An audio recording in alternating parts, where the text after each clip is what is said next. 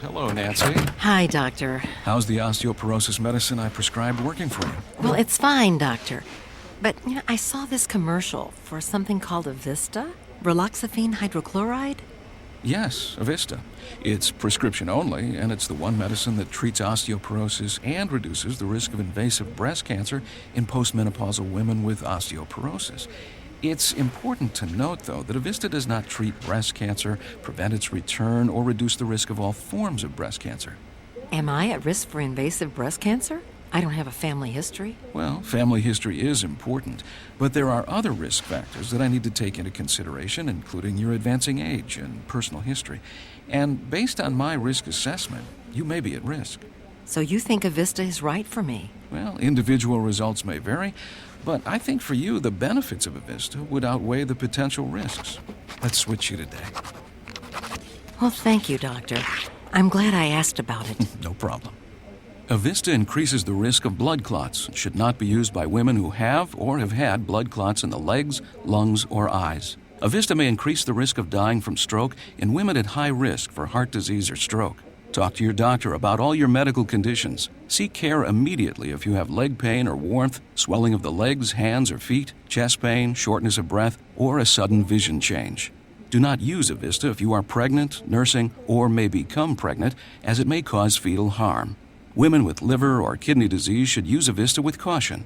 Avista should not be taken with estrogens. Side effects may include hot flashes, leg cramps, and swelling. For more information about Avista, contact your Lilly sales representative, visit www.avista.com, see our ad in Good Housekeeping, or call 1-888-44-AVISTA.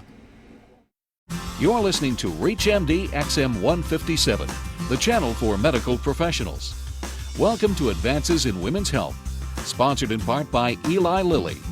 Your host is Dr. Lawrence Streicher, Assistant Clinical Professor of Obstetrics and Gynecology at Northwestern University Medical School, the Feinberg School of Medicine.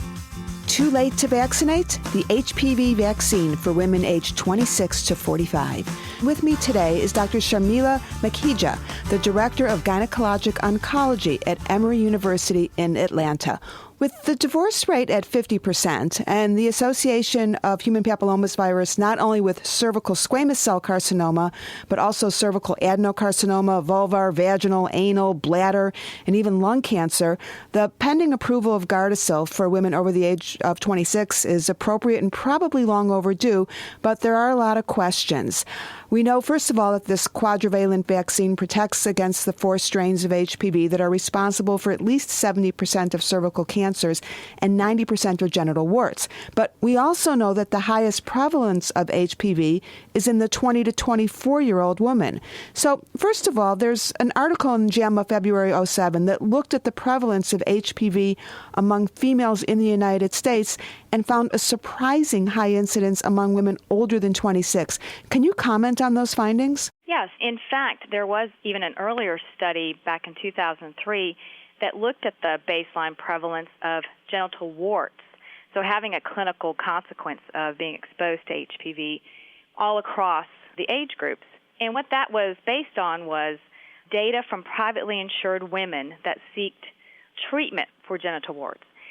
What was interesting is, as you mentioned, in the 20 to 24-year-old women, that was the highest prevalence, but you continued to see an incidence of genital warts above that age.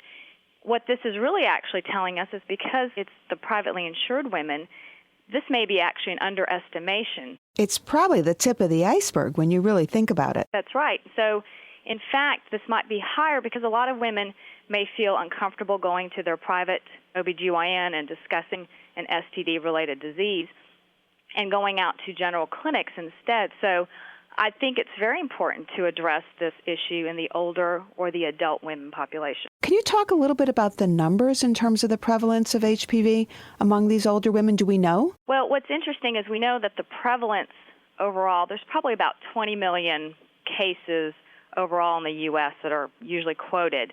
Now, specifically in the adult women population, we don't have an accurate number, but what was interesting is that, and I was a part of this particular study with Merck, in the adult women population, which was the 24 to 45-year-old, and when we really collected the data, these women were 25. And one of the initial issues was to find out what is the baseline prevalence in this adult population of women based on these previous studies that we just discussed. So what we found is that when we looked at the baseline prevalence in this population of women, that almost two-thirds, or 67% of these women, were naive to any of the HPV types. So that there may be a benefit for vaccinating this group because the other studies show that they are at risk of developing HPV. If a young woman has a competent immune system, studies suggest that about 90% of HPV infections are cleared within 2 years without any treatment at all.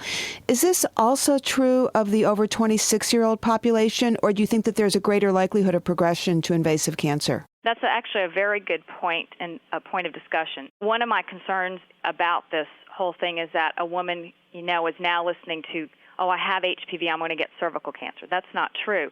It's the persistence of this high-risk type. So not only are you exposed, are you not able to clear it, and do you have a high-risk type? So you're right. The majority of these women who are exposed to HPV are going to clear this. And the other point is, as you age, your immune response does decline. So, in fact, with your point, it's well taken. Are these women actually not going to be able to fight off, and are they at actually a greater risk of developing the sequelae from developing HPV? That's something that still has to be investigated, and that's why this adult women population was studied with the Gardasil. And, in fact, like I said before, about two-thirds of these women are naive to any of these HPV types. But in fact, when they were given the vaccine, those women who were given the vaccine did not develop any of the pre-invasive disease. So they are protected, it appears, from developing any of the sequelae from HPV. And that's really the end point. It's not necessarily do they mount an immune response, or is it at the same level as a younger woman.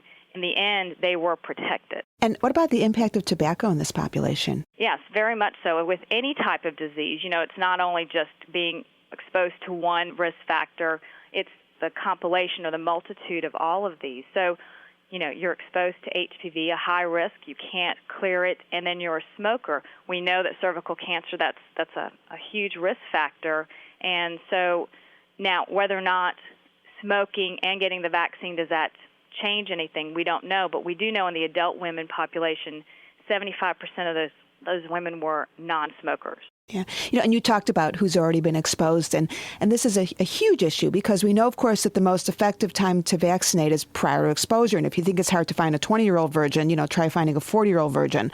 But, the original clinical trials for Gardasil looked at the likelihood of a young sexually active woman being naive to at least one virus type and found that there was a mere 0.1% of the sexually active population that had been exposed to all 4 viral subtypes, which, of course, led to the rationale for not testing for the presence of HPV subtypes prior to vaccination. So the big question is, in the older population that has had this opportunity for increased exposure over time, number one, do we know the percentage that are naive to 1, 2, 3, or 4 subtypes?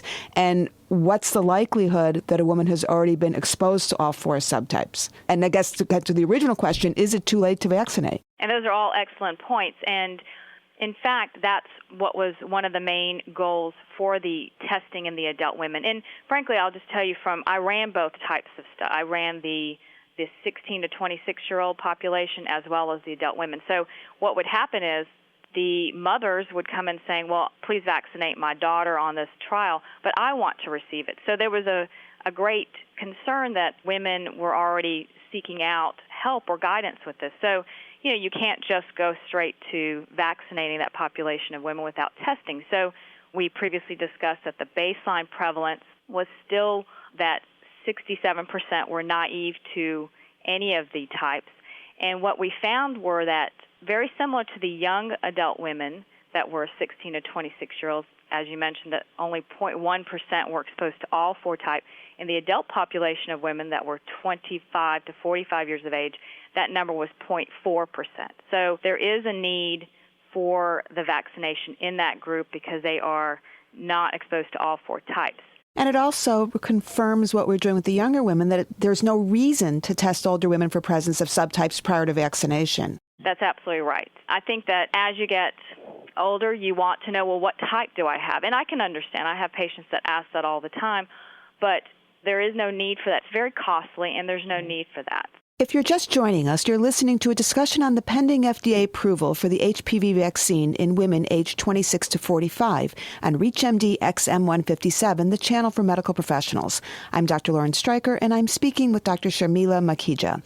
Dr. Makhija, I think it's unrealistic to think that catch-up vaccinations are going to occur in the entire 26 to 45-year-old population, and many have suggested that it might be appropriate to use risk factors to predict who would most benefit. So what are your thoughts on this, and can you comment on which risk factors are known to make an older woman more likely to benefit? Well, I think that, just to back up, that the FDA approval age for this vaccine is currently 9 to 26-year-old women, and the ACIP, or the Advisory Committee for Immunization Practice, or ACIP, recommends vaccinating 11 to 12-year-olds, and the catch-up is actually 13 to 26. So we almost look at it as two different populations. You have the young women, and then you have the adult women that are the 25 to 45-year-olds. So in my mind, at least, as someone who helped run the trials, it's a whole different category. So I almost consider them to not be in a catch-up vaccination group, but yet their own population of women that need vaccination. And part of that, too, is what we discussed before, that we saw that they are mostly naive to all four types and could benefit from receiving it, and are at high risk for developing HPV in the future. But what are those risk factors if you were going to identify a particular at-risk population? So I think that it's hard to just say, okay, well, if you are not in a monogamous relationship, you should be vaccinated. Because in a very practical manner, when you're taking care of patients, I think it's very uncomfortable or hard for them to explain to you, well, I had an affair, or my husband was cheating on me, I might be exposed to this. Socially, it's changed where you're seeing women that are now in a divorce situation or dating again at an older age, or delaying marriage until they're a little bit older. So I think those women in general are at risk. Well, I'd like to thank my guest, Dr. Makhija, who has enlightened us on the scope and burden of HPV infection in women over the age of 26 and how the HPV vaccine can impact this population. For a complete program guide and podcasts, visit ReachMD.com. For comments or questions, call us toll-free at 888-MD-XM157. Thank you for listening. Thank you for listening to Advances in Women's Health, sponsored in part by Eli Lilly, with your host, Dr. Lauren Streicher. For more details on the interviews and conversations in this week's show, or to download the segment, please go to reachmd.com/women's health.